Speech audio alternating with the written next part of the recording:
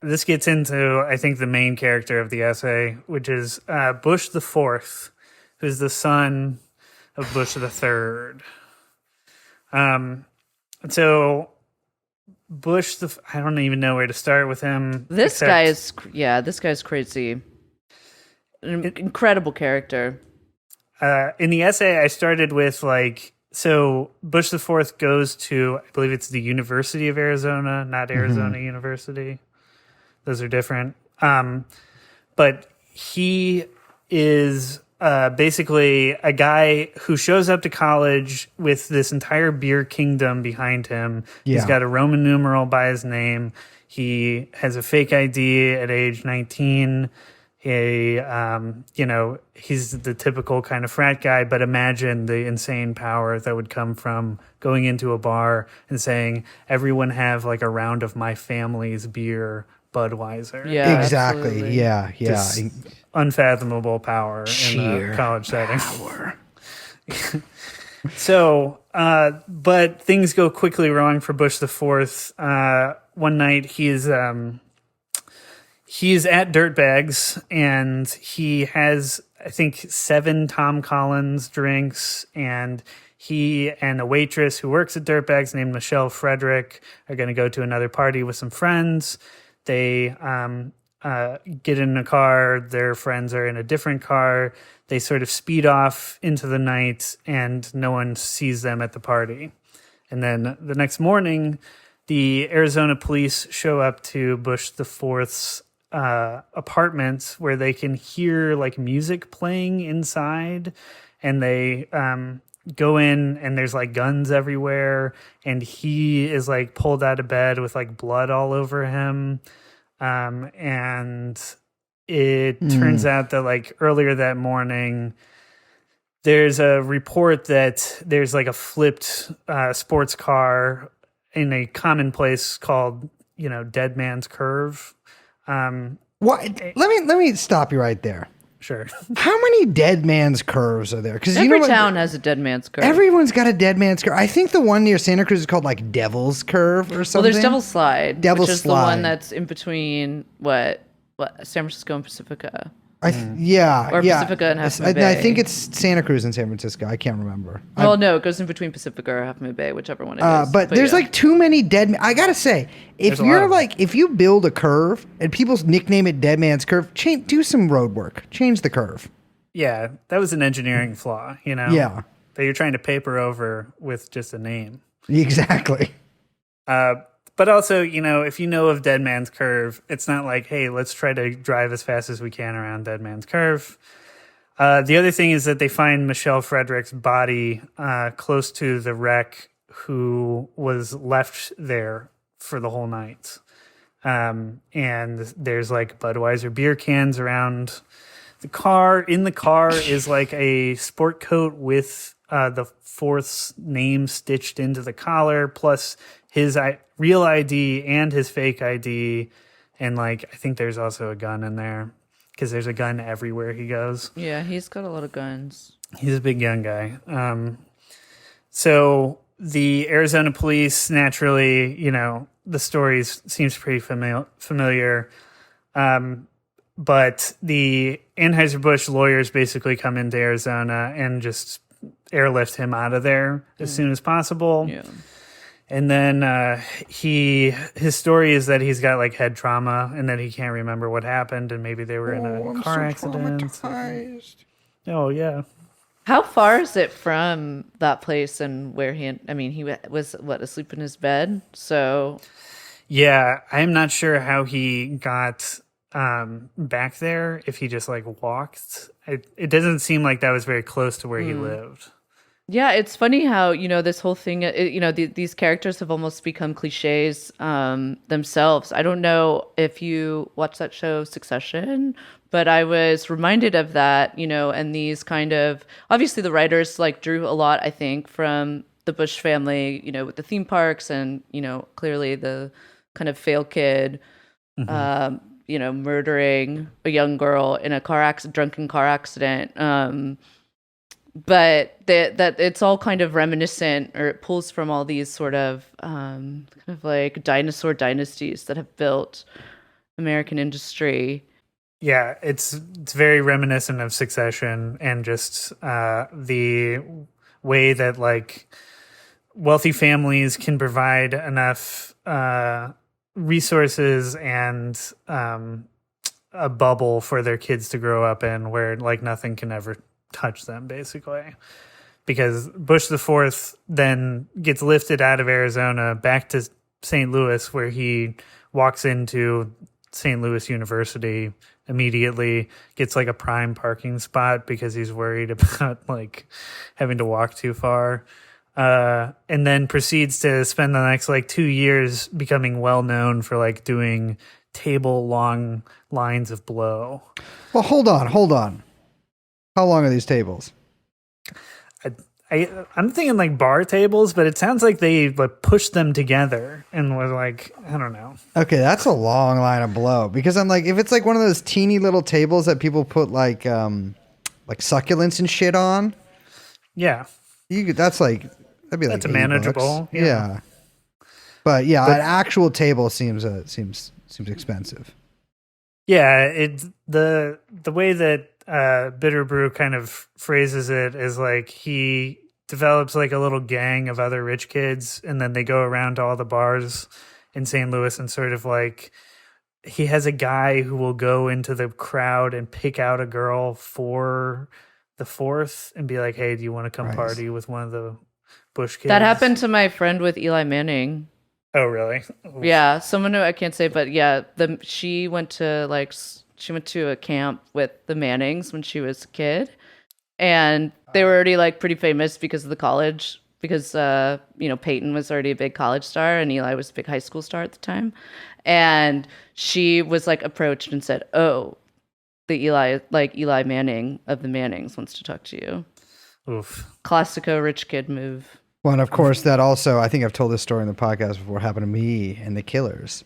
Well, it didn't happen to me. It happened with that's right. The band, the Killers. That happened to some girls I was with. I was just the one who went to the Killers hotel room. Well, somebody told me you had a boyfriend. I want to be clear here. I never had sex with anyone from the Killers. I want to make that like really. Why are you giving me that look? I don't think anyone thought that. Okay, like we've like fucked around and stuff, but like it wasn't like. But yeah, no, that's like a common tactic, which is insane to me. And it's also insane that like this guy's just having his friends do it in college. I mean, it shouldn't be, I guess it shouldn't be a surprise. But yeah, this guy seems like a real, like a scumbag in every, like you can just picture him. You don't even have to look up a picture. You can you can see him in your head. Yeah, because as the table lines of blow era is going through, the hospital in Arizona just like, oh, we lost all the evidence from the car wreck. We like send it through a centrifuge on accident. So I hate when I do that accidentally with evidence. I load all the evidence into the evidence destroyer for safekeeping, and then I accidentally hit the go button. Yeah. That's what's strange to me is like the evidence in this is his wrecked car. Yeah.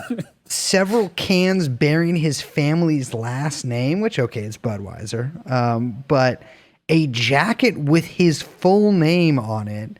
And a dead woman he left with that night. You know, I'm not a lawyer or anything here, but it seems like enough evidence to probably get you somehow. I mean, maybe if you were a son of a lesser beer distributor, maybe that would be enough to at least get you in a little bit of trouble. Or, another thing is like, perhaps if I'm getting airlifted back to St. Louis by the most high-powered lawyers in the country, I would go to an AA meeting. I would maybe try to calm it down a little bit. But instead, the fourth develops this habit of, in St. Louis, right on the river, across the river is East St. Louis, which is like the industrial corridor, which is also where all of the strip clubs are.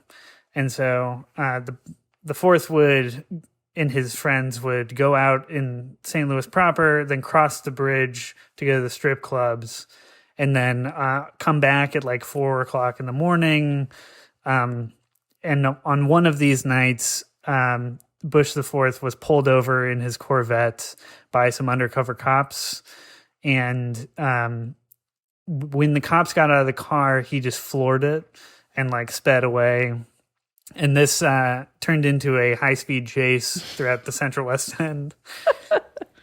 But the key here is that the cops did not know that they were like pulling over the fourth. They thought it was like a high-powered drug kingpin who was like trying to get away, which like that's ironic if you wanted to be a Reddit guy and be like, actually, you know, alcohol is a drug. And that's literally not a Reddit opinion. It actually is a drug. You know, I'm sorry that all you drug addicts think that it's, you know, thing. But let me tell you, it's once you start realizing it's a drug, you're like, this entire, it should be made illegal again. Yeah, coffee is a drug too. Exactly, which should also be illegal. Yeah, I mean, I agree. But also he probably had enough other drugs on him to get like an intent to distribute charge. Yeah. Like in all likelihood. And instead, like actual drugs, like cocaine, right? Yeah, for sure. Like other actual drugs. Yeah. Yeah. Real life drugs. And then because I would think that local cops would know not to chase down a member of the Busch family. Like if you're a guy who is like, oh, I'm a guy who's also a cop in St. Louis and I want to, you know, get some promotions. I want to do well at my job. That's going to mean not going after the family that basically underwrites the town. Exactly. Yeah. In literally almost every sense. Yeah. Plus doing specific things like hiring cops to do off-duty work, like security around the brewery or events or something like that. There's a lot of that going on too. Yeah, you don't want to fuck up that gravy train for everybody. Especially since these cops ended up having to stop the fourth on this high-speed chase by shooting out his tires. And so now you open the door to the guy's tires who you just blew out and you're like, oh, I was shooting at the beer prince. This is not good for my career. Like Bill McClellan, who's the big Post-Dispatch truth teller, the one guy they allow to say stuff. The one guy at the paper who's allowed to tell the truth sometimes was like, yeah, that's not good for your cop career. He was saying this in the headlines afterwards. And so they had him in the drunk tank for a little while. He comes and gets picked up. And that's kind of like that's like the end of a little era in the fourth's domain. Mm-hmm. And after that, he does kind of calm down and start to get prepped to be the CEO of the, empire, having, tested his mettle against the police. something every heir to the Busch family must do, which is get drunk and try to evade the police. That would be legitimately cool. Yeah, yeah. So he does end up taking over, doesn't he? Yes. Yeah. And he has a bit of a mini reign at the company.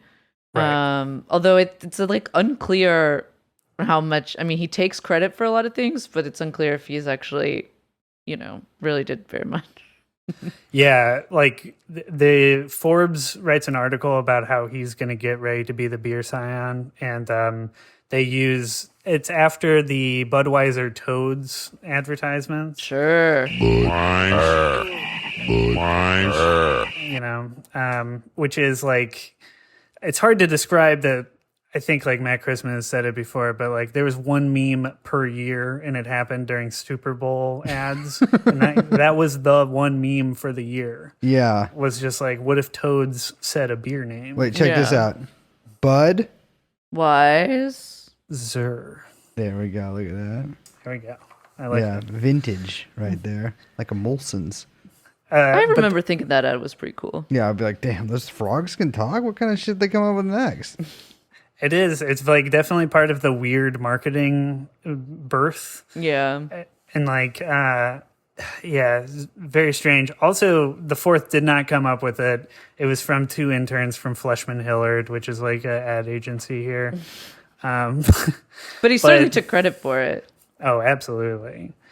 Meanwhile, there's like a large section in Bitter Brew that is just about the fourth in all of his escapades during this period of like going on vacation a lot, sort of go into these resort island areas that where as not me, but William Nodelsender says, like, reports upon somebody working at a hotel who says, like, yeah, we would help acquire like girls for him to like party with. And they would be like, you know, Budweiser sort of models or like dancers. And he had like really weird sexual stuff going on, like stuff that was way outside, the quote says, the normal purview. Like a McAfee situation? It sounds like that, yeah. That's, like, I mean, unless you're getting even more far out there, that's about usually You can get further out than McAfee. You kill them and have sex with them or something. I don't know. That's further out, I feel like. But He also could have done that. the thing is, too, and this is I think an important part of the Busch IV story. The man tweaks, and once you start introducing chemsex into things, no disrespect that. to a statistically significant portion of our listenership, things can start to get a little funky with that too. And so, who God knows what he was up to there. that's, yeah, I don't like that term. That's, Yeah. it's really dark. Yeah. Well, chemsex is also when you get drunk and have sex. I just want you guys to know that too, because alcohol is also a chemical. Yeah, if you have a cup What of about coffee. sugar? Yeah, sometimes people drink a lot of sugar and have sex really excitedly, Just wondering but what it's also chemsex. Yeah, much to think about. It's also weird how this is like a McAfee thing of like guns too, of just having a lot of guns, and just Yeah. loving them.